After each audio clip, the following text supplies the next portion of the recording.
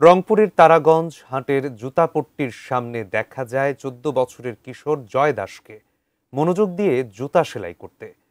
যে বয়সে তার হাতে বই খাতা থাকার কথা, সেই বয়সে স্কুল ছেড়ে তাকে নামতে হয়েছে বাবার পেশায়। রংপুর থেকে শেহরের মিমের তথ্যে বিস্তারিত থাকছে ডেস্ক রিপোর্টে। গত ৯ আগস্ট ভ্যানচোর সন্দেহে একদল উত্তেজিত জনতা জয় এর বাবা রূপলাল দাসকে পিটিয়ে হত্যা করে। ওই ঘটনায় রূপলালের জামাতা প্রদীপ দাসও নিহত হয়। ৫ সদস্যের পরিবারের রূপলালই ছিলেন একমাত্র উপার্জনক্ষম ব্যক্তি। তার মৃত্যুর পর সংসারে নেমে আসে ঘোর অন্ধকার।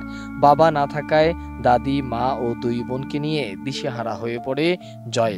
বাধ্য হয়েই তাকে কাঁধে তুলে নিতে হয় পুরো পরিবারের দায়িত্ব। গত ৯ আগস্ট আমার বাবাকে তারাগঞ্জ বুড়িরহাটে গণপিটুনিতে এক মব সৃষ্টি করে হত্যা করা হয়। তারপরে থেকে আমার স্কুল আসা হয় না ও আমি আমার বাবার পেশায় নিয়োজিত হয়েছি আমার সংসার চালানোর জন্য।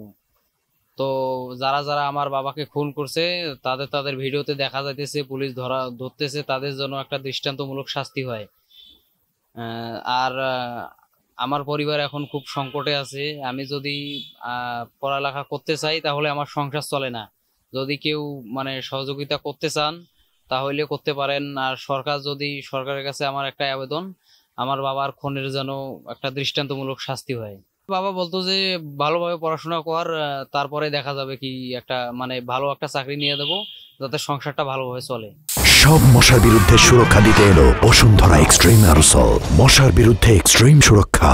পরিবারের সদস্যরা বলছে, টাকা উপার্জন করার মতো সংসারে আর কোনো পুরুষ না থাকায় বাধ্য হয়েই জয়কে পরিবারের দায়িত্ব নিতে হয়েছে। সংসারে অভাব দেখা দিচ্ছে, লোকজন যেটা সহযোগিতা করছিল ওটা দিয়ে তো আর সংসার চালানো যায় না। বাড়িতে টানা খেসার কারণে ছেলেটা রানিং অবস্থায় ক্লাস 9-এ পড়ে, পড়াশোনা বাদ দিয়ে এখন ওর বাবার পেশা জুতার কাজ করতেছে।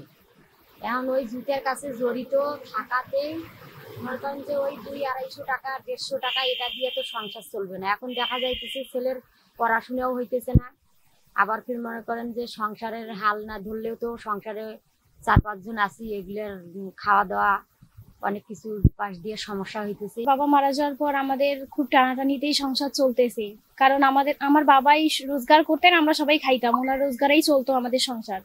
তো বাবা মারা যাওয়ার পর এখন আমার ভাই আমার বাবার দোকানে বসতেছে, কারণ আমাদের তো খাওয়া লাগবে, সংসার তো চালা লাগবে, মানুষ তো 2-1 দিন সাহায্য করবে, এরপর তো আমাদের চলা লাগবে। তাই আমার ভাই দোকানে যায় পড়াশোনা বাদ দিয়ে।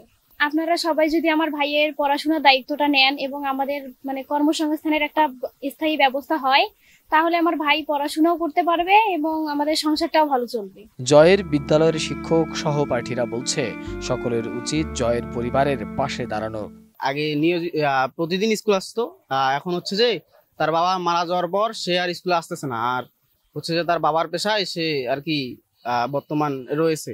আমাদের স্কুলে অনেক ভালো ছাত্র ছিল, আমাদের ফ্রেন্ড সার্কেলের মধ্যে অনেক ভালো ছাত্র ছিল। সে স্কুলে অনেক ভালো স্টুডেন্ট ছিল, তো সে এখন আসতেছে না, সে এখন তার বাবার কাজটি করতেছে।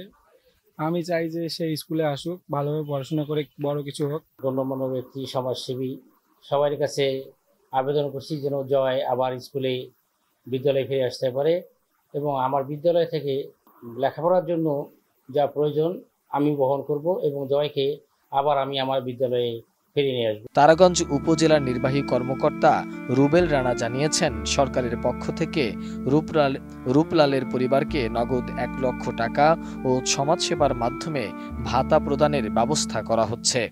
প্রাথমিকভাবে ঘটনার পরপরই আমরা রূপলালের পরিবারের পাশে দাঁড়িয়েছি এবং জেলা প্রশাসক স্যারের নির্দেশনা অনুযায়ী উপজেলা প্রশাসনের পক্ষ থেকে ওনাদেরকে 1 লক্ষ টাকা সহযোগিতা করা হয়েছে এবং সেই সাথে আমাদের উপজেলা সমাজসেবা অফিস থেকে রূপলালের স্ত্রীর যে বিধবা কার্ডের একটা ভাতার ব্যবস্থা করে আমরা দিচ্ছি। এছাড়া হচ্ছে সার্বক্ষণিক আমরা খোঁজখবর রাখছি এবং কয়েকদিন আগে ওনাদের সাথে আমরা বসেছিলাম। তো ওনার যে মেয়ে রয়েছে সেই মেয়েকে আমরা কর্মসংস্থানের ব্যবস্থা করে দেওয়ার জন্য আলোচনা হয়েছে। তো আজকেও আমরা ওনাদেরকে ডেকেছি। তো আমরা আশা করি ওনার ছেলে যে স্কুলে পড়াশোনা করে সেই পড়াশোনা যাতে কন্টিনিউ করতে পারে এবং একটা ভালো একটা কর্মসংস্থানের ব্যবস্থা যাতে করে দিতে পারি, সেই ব্যবস্থা ইনশাআল্লাহ আমরা করব। Desk report, ATN news.